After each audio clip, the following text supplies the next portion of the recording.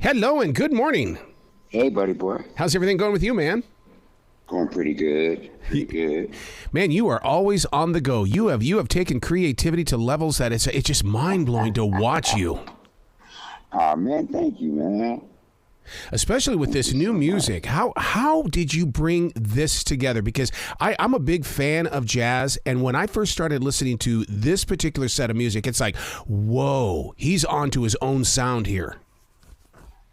I had different phases of music as a kid. Music is my thing, essentially. Comedy just is comedy isn't. It's something that just happened. Mm-hmm.